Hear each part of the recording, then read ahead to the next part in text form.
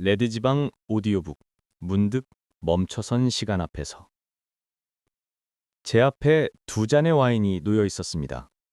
반짝이는 유리 표면 위로 호텔바의 희미한 조명이 산산이 부서지고 있었지요. 한 잔은 이미 거의 비어 있었습니다.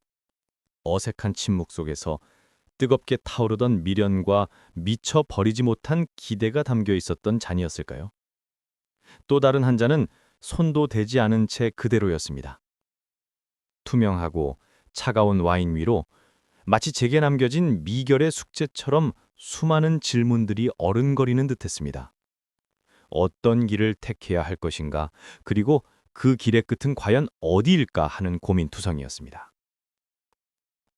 늦은 밤, 창밖으로는 도심의 불빛들이 현란하게 반짝이며 밤의 활기를 뿜어내고 있었지만 이곳 호텔바의 시간은 어찌 이리도 무심히 또 더디게 흘러가는 것인지요.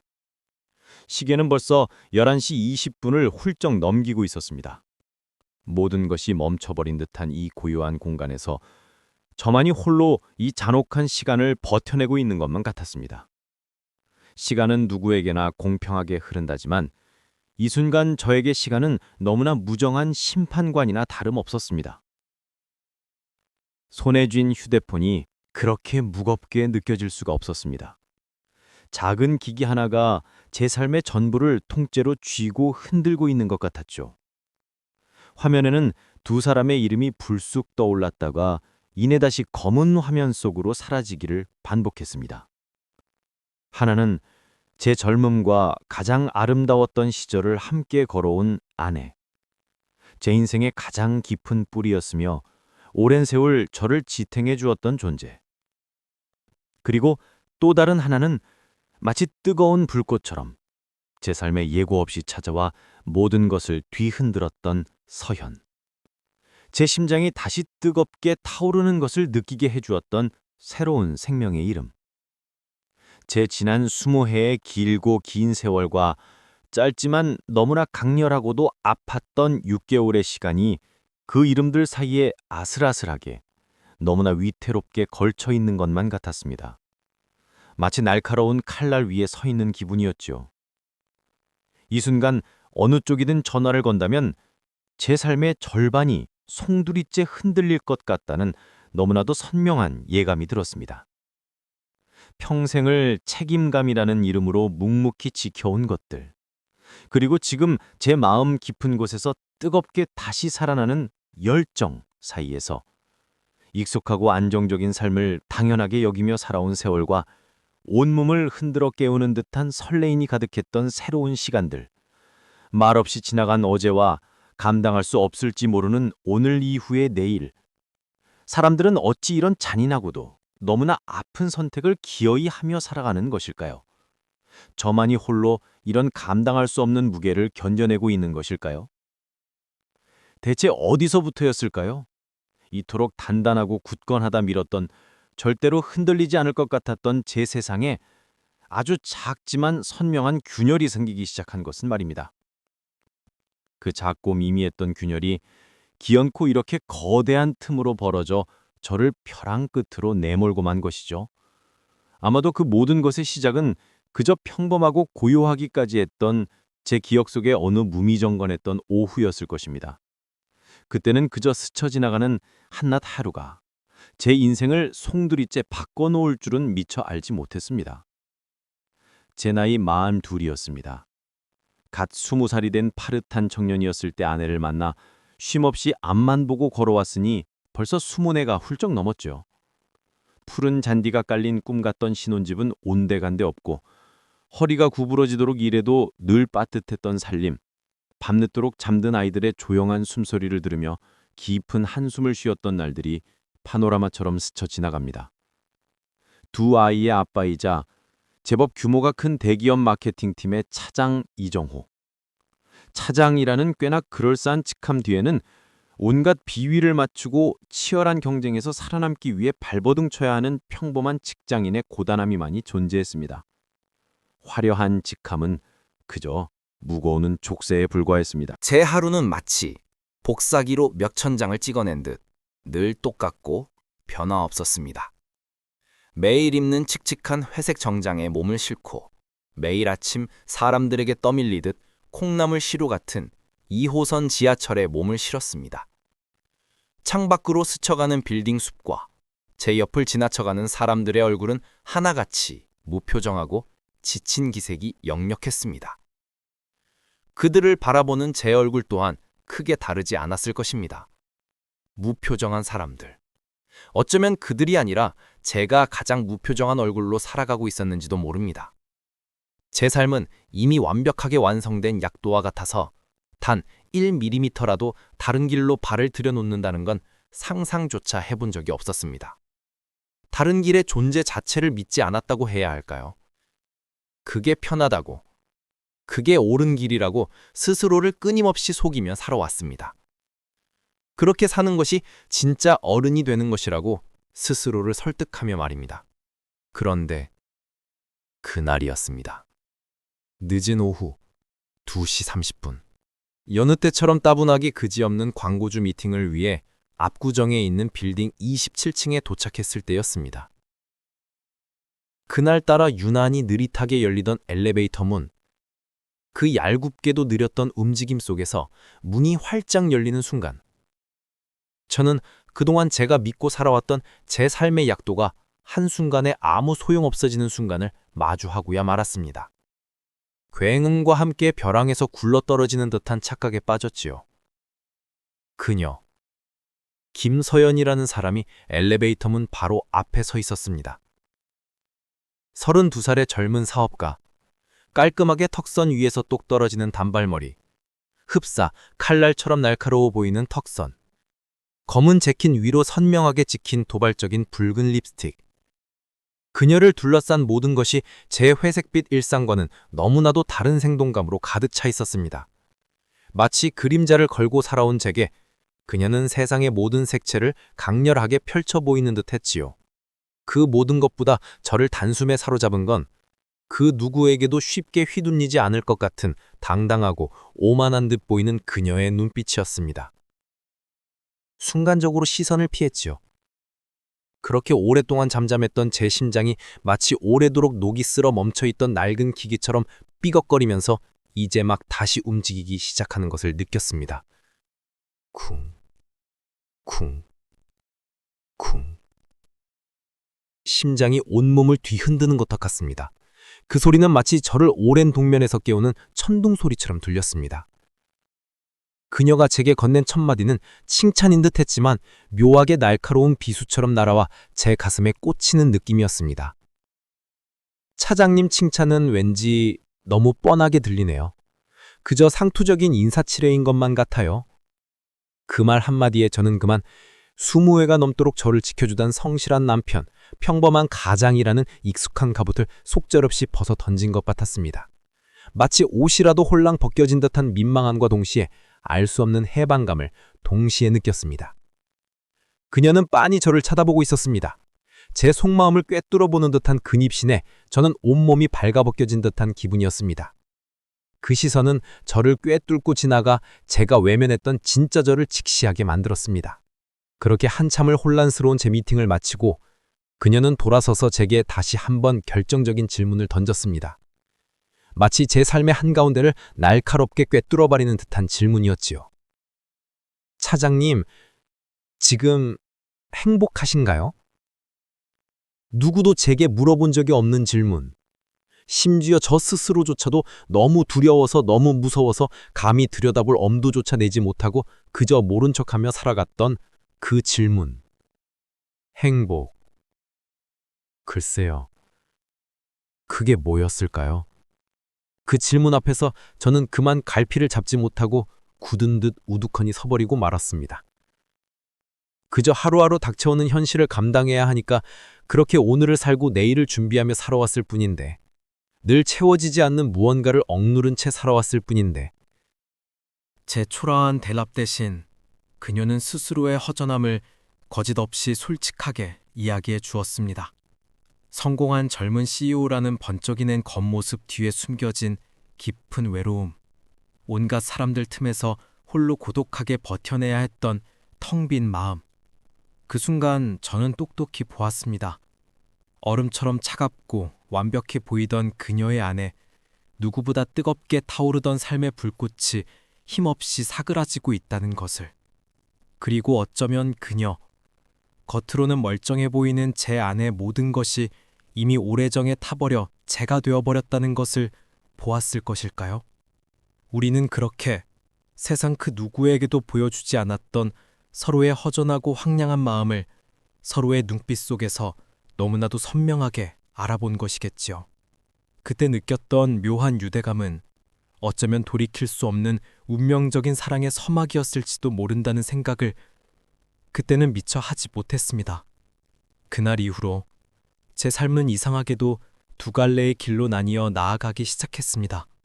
하나는 여태껏 살아온 익숙하고 책임감 넘치는 가장 이정호의 삶. 다른 하나는 서연과 함께하며 새로운 자신을 찾아가는 듯한 잊고 있던 나를 만나는 삶.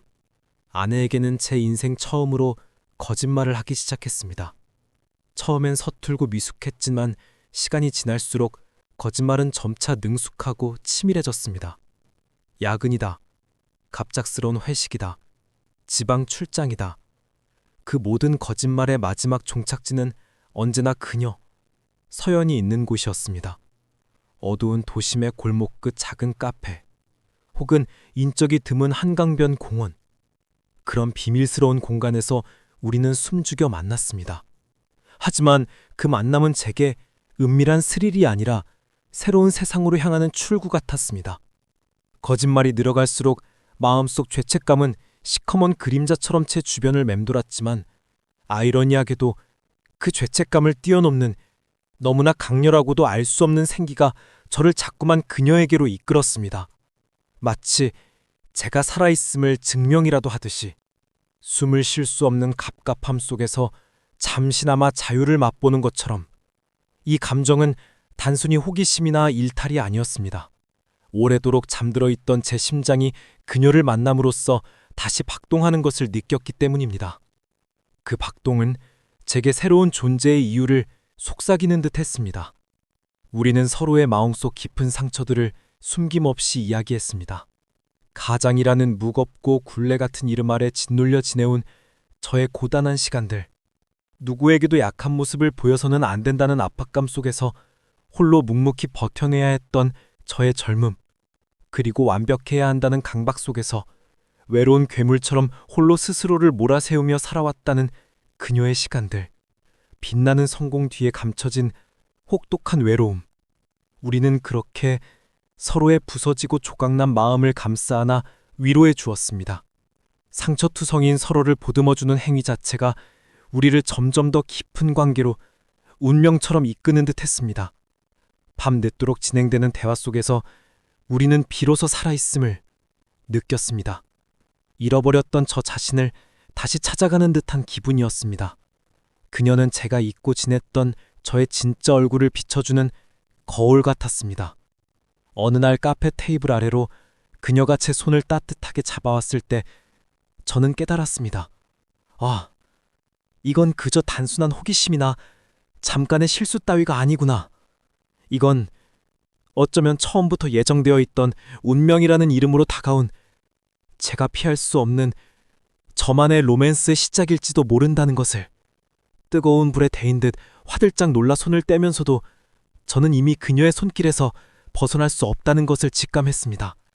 저의 의지조차 제 뜻대로 되지 않는 강력한 이끌림이었습니다. 그 순간 제 심장 속 깊은 곳에서 거대한 파도가 일렁이는 것을 느꼈습니다. 그날따라 유난히 세찬 비가 내리던 밤이었습니다. 빗소리가 천둥처럼 건물을 때리는 소리가 제 심장 박동처럼 격렬하게 느껴졌습니다. 결국 저는 넘어서야 하는 선을 넘어야 말았습니다. 빗줄기를 뚫고 그녀의 작은 오피스텔 공간으로 들어섰죠. 처음 맡아보는 그녀의 체향에 저는 나도 모르게 깊이 취해버렸습니다. 아내가 아닌 다른 여자의 따뜻하고 부드러운 입술을 탐했습니다. 20년이 넘는 결혼 생활에 그 어떤 것으로도 지워낼 수 없는 선명하고 지독한 낙인이 찍히는 순간이었습니다. 그 순간의 짜릿한 쾌락과 함께 찾아온 것은 모든 것을 송두리째 잃을 수도 있다는 섬뜩하리만치 차가운 두려움이었습니다. 달콤함 뒤에 숨겨진 쓴 독약처럼 제 마음은 환희와 공포 사이를 끊임없이 오갔습니다. 하지만 그녀와 함께하는 그 순간만큼은 모든 것이 용서받는 것 같은 순수한 사랑의 감정에 휩싸였던 것 또한 부정할 수 없는 진실입니다. 제가 겪은 것은 불륜이 아니라 늦게 찾아온 운명적 로맨스라는 확신이 들었기 때문입니다. 집으로 돌아가는 택시 안에서 제 몸에 스며든 그녀의 달콤한 향기가 저를 쬐어오는 것만 같았습니다. 창밖에 가로등 불빛이 희미하게 스쳐 지나는 것을 보며 저는 수도 없이 자문했습니다. 제가 도대체 무슨 짓을 저지른 것일까요? 다시는 돌아올 수 없는 강을 건너버린 것은 아닐까 하는 불안감이 엄습했습니다. 하지만 후회와 동시에 오랫동안 잊고 지냈던 살아있다는 묘한 감각이 이제 막 잠에서 깨어난 듯 온몸을 휘감아 도는 것도 부인할 수 없었습니다. 죽은 듯 무미건조하게 살아가던 제가 그녀를 만나 비로소 다시 생명을 얻은 것 같은 기분. 그 이율배만적인 감정의 소용돌이 속에서 저는 한없이 혼란스러웠습니다. 집 문을 열고 들어서자 거실 불을 켜놓고 아내가 저를 기다리고 있더군요. 시계바늘이 한참을 더 넘어간 늦은 시간. 마치 제가 돌아오기를 기다려왔다는 듯 제 죄의 무게를 확인이라도 하듯이 제 몸에 스며든 낯선 여자의 향기를 그녀는 맡았던 모양입니다. 희미하게 흔들리던 아내의 눈빛에 차오르던 의심과 그 의심이 점차 확신으로 변해갈 때 깊은 상처는 그대로 날카로운 칼날이 되어 제 심장을 꿰뚫었습니다. 아니, 이미 꿰뚫려 있던 심장을 더 깊이 난자하는 느낌이었습니다. 아이들조차 어느 순간부터 저를 왠지 낯설게 보기 시작했습니다. 밤늦도록 휴대폰만 보며 몰래 웃던 제 모습이 몇 년 전까지 가족 사진 속에서 늘 해맑게 웃던 아빠의 모습이 아니었기 때문이겠지요. 죄책감에 휩싸여 차마 아이들의 눈을 똑바로 볼 수 없었습니다. 그들의 시선은 제게 거대한 그림자를 드리웠습니다. 결국 감춰왔던 모든 진실이 너무나도 잔인하게 드러나고야 말았습니다. 어느 날 오후 회사에서 아내에게 전화가 걸려왔을 때였습니다. 떨리는 목소리로 아내는 이렇게 말했습니다. 누가 그러는데 당신 차가 며칠 전부터 자꾸 이상한 동네에 서 있었다고 하네. 당신 대체 요즘 무슨 짓을 하고 다니는 거야? 그 말 한마디로 제 삶의 두 개의 세상이 너무나도 비극적으로 정면으로 부딪히며 산산조각 나는 것을 느꼈습니다.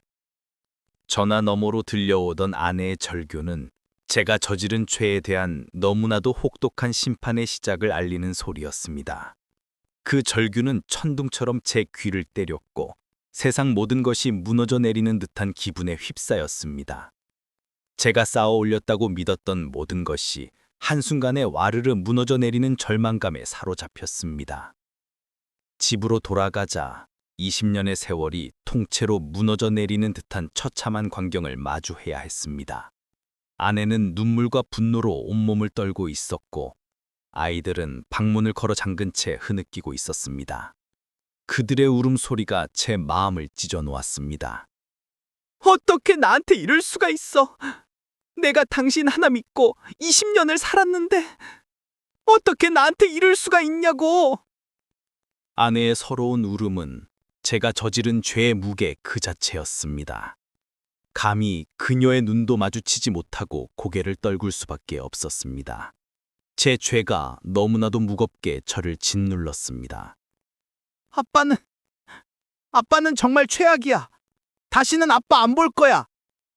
방문 틈새로 흘러나오던 아이들의 원망이 가득 담긴 말은 제 이기적인 마음이 만들어낸 가장 깊은 상처였습니다.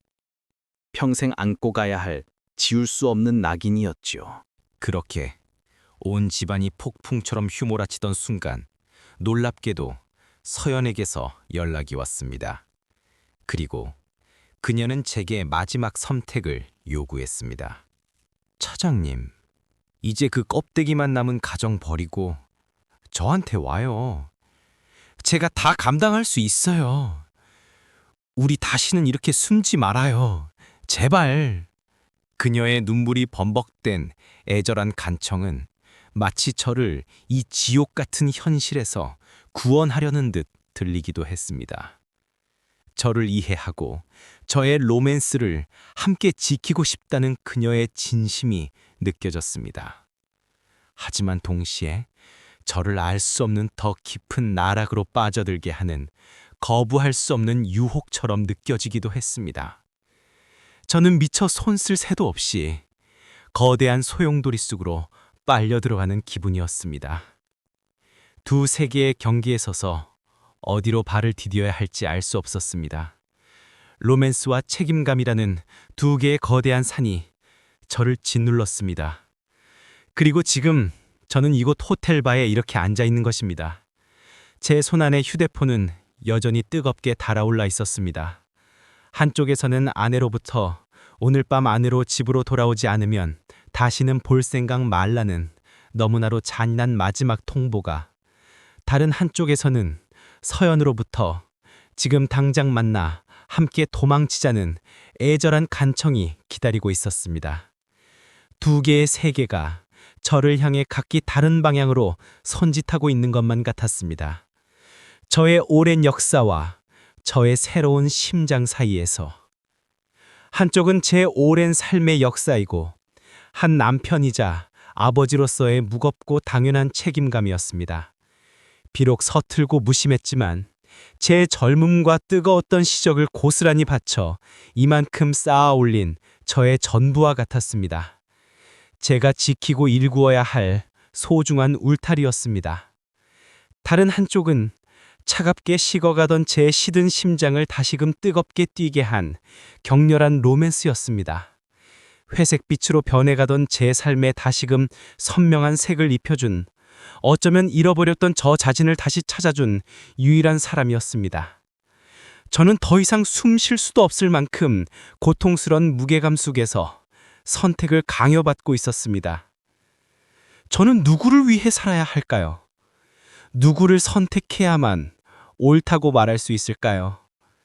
아니, 도대체 무엇을 지키기 위해 이 모든 소중한 것들을 망가뜨려야만 하는 것일까요? 제가 서연에게서 느꼈던 감정은 단순한 일탈이 아니었습니다. 그것은 한 남자가 오랜 시간 잊고 살던 자신을 찾았더란 지극히 개인적이고 순수한 사랑이었습니다. 사람들은 불륜이라 부르겠지만 제게는 진정한 로맨스였습니다. 과연 로맨스란 누군가를 희생시켜야만 온전히 얻을 수 있는 것일까요? 어른이 된다는 것은 이렇게 고통스러운 선택을 끊임없이 해나가야 하는 것일까요? 답 없는 질문들이 제 머릿속을 맴돌았습니다. 문득 제 마음속에 단단한 결심 하나가 섰습니다. 비록 지금은 고통스럽지만 이 고통을 온전히 감당하고 짊어져야만 비로소 한 걸음 더 나아갈 수 있다는 것을 깨달았습니다. 저는 떨리는 손으로 휴대폰을 들었습니다. 진저리 치는 듯한 몸의 떨림을 애써 진정시켰습니다. 이것은 그 어떤 구원도 마냥 행복하고 영원히 지속될 결말도 아닐 것입니다. 그저 제가 스스로 저지른 잘못에 대해 온전히 감당하고 짊어져야 할 몫에 대한 결정이었습니다. 고통스럽겠지만 묵묵히 걸어가야 할 길. 저는 주저하는 마음을 억누르고 그녀에게 마지막으로 전화를 걸었습니다. 짧은 신호용 끝에 들려온 그녀의 목소리는 너무나도 간절하고 또 안정되지 못했습니다. 저와 다를 바 없었습니다. 서연아, 미안하다. 우리 처음 만났던 그곳에서 잠시 볼 수 있을까? 마지막으로 할 이야기가 있어. 제 목소리는 애써 평정을 유지하려 했지만 미세하게 떨리고 있었을 것입니다. 그 짧은 통화가 평생처럼 느껴졌습니다. 새벽 찬 공기가 스며드는 한강파크 벤치에 앉아 우리는 마주보고 있었습니다. 그녀의 눈은 빨갛게 중열되어 있었고 제 얼굴 또한 잠 못 이룬 밤의 흔적으로 얼룩져 있었겠지요. 저는 그녀에게 제 마음속에 담아두었던 모든 진심과 너무 아파서 차마 말할 수 없었던 모든 감정들을 마지막으로 남김없이 털어놓았습니다. 서연아, 너를 만난 건 정말 내 인생에 찾아온 가장 행운 같은 일이었어. 마치 시들어 죽어가던 내 마음에 단비처럼 찾아와 새로운 생명을 불어넣어 준 것 같았어. 메마른 땅에 단비가 내린 듯 너는 내 삶의 모든 것을 변화시켰어. 하지만 그 행운의 대가가 내 오랜 세월을 함께해준 아내와 내 피부치 같은 아이들의 지울 수 없는 눈물이라면 난 그 행운을 가질 자격이 없는 사람 같아. 내가 저지른 잘못의 무게는 이 세상 그 누구도 대신 짊어질 수 없는 오직 나만이 짊어지고 가야 할 너무나도 무거운 책임이야. 너는 나를 살게 했지만 나로 인해 다른 이들이 상처받는 것을 더 이상 지켜볼 수 없어. 너와 나의 로맨스는 나에게 너무나 소중했지만 내가 가장 지켜야 할 것들을 파괴했어. 우리는 마지막으로 서로를 꼭 안아주었습니다. 젖은 몸을 서로에게 기댄 채 그녀의 뜨거운 눈물이 제 셔츠를 축축하게 적셨습니다. 그 눈물이 제 죄책감을 씻어주는 것 같기도 했고 동시에 더 깊은 상처를 남기는 것 같기도 했습니다. 저는 아무 말도 할 수 없었습니다. 그저 사랑해서 미안하다는 너무나도 이율배반적인 말 외에는 아무 말도 해줄 수가 없었습니다. 그것이 제가 그녀에게 줄 수 있는 모든 것을 잃은 나에게 남겨진 마지막 진심이었던 것 같습니다. 사랑하기에 놓아주어야 하는 가장 비겁하고도 가장 용기 있는 선택. 이 로맨스는 그렇게 끝이 났습니다. 그렇게 1년이란 시간이 흘렀습니다. 제 삶은 마치 혹독한 겨울을 지나온 듯 다시 예전의 자리로 제 집으로 돌아온 듯 했습니다. 폭풍우가 지나간 폐허 위에서 모든 것을 다시 세우려는 듯이. 하지만 모든 것이 전과 같지는 않았습니다. 결코 같을 수 없었지요. 아내와의 사이에는 여전히 눈에 보이지 않는 얇고 차가운 유리벽이 남아있고 아이들과 함께 웃는 순간에도 어딘가 모르게 미세한 어색함과 거리감이 묻어난 것을 느낍니다. 잃어버린 신뢰를 다시 쌓아올리는 것이 얼마나 어렵고 지난한 일인지 뼈저리게 실감하고 있습니다. 저는 매일매일 이 부서지고 깨어진 관계들을 조심스럽게 다시 이어붙이려 애쓰는 그런 속죄하는 마음으로 하루하루를 살아가고 있습니다. 이 길의 끝이 어디일지는 모르지만 묵묵히 걸어가는 것. 이것이 바로 제가 그때 그 밤에 선택한 길의 무게겠지요. 짊어져야 할 저의 십자가. 서연은 가끔 지인들을 통해 소식을 듣곤 합니다. 사업이 더 크게 성공했고 누구보다 빛나고 멋지게 잘 살아가고 있다고. 들려오는 소식에 미소 짓다가도 한편으로는 먹먹해지는 감정은 어찌할 수 없었습니다. 그녀는 저 없이도 강하고 당당한 사람이니까요. 아마 저보다 훨씬 더 잘해내고 있을 것입니다. 오히려 제가 그녀의 앞길을 막고 있었던 것은 아니었을까 하는 생각마저 들 때가 있습니다. 그리고 오늘이었습니다. 여느 때처럼 출근길 강남역 복잡한 환승통로에서 우리는 거짓말처럼 기적처럼 서로 마주쳤습니다. 수많은 사람들 속에서 마치 약속이라도 한 듯 희미하게 변한 서로의 얼굴을 한눈에 알아봤습니다. 1년이라는 시간의 먼지가 내려앉은 서로의 모습. 그녀는 여전히 눈부셨고 저는 더 깊어진 주름으로 그녀 앞에 서 있었습니다. 우리는 그 혼잡한 인파 속에서 몇 초간 아무 말도 하지 않은 채 그저 서로를 바라보고 있었습니다. 헤어진 연인이라기보다 어딘가에서 오랫동안 만나지 못했던 옛 친구를 만난 듯한 묘한 감정이었습니다. 그저 아주 희미한 미소를 주고받으며 서로의 존재를 확인하는 듯 고개를 아주 살짝 끄덕였을 뿐입니다. 그리고 각자 다른 방향으로 흘러가는 인파 속으로 다시는 뒤돌아보지 않고 조용히 그렇게 각자의 길을 걸어 들어갔습니다. 그렇게 그녀는 제 시야에서 다시 사라져갔습니다. 어떤 사랑은 이렇게 이루어지지 않음으로써 더 오래 기억되고 더 깊이 완성되는 것인지도 모르겠습니다.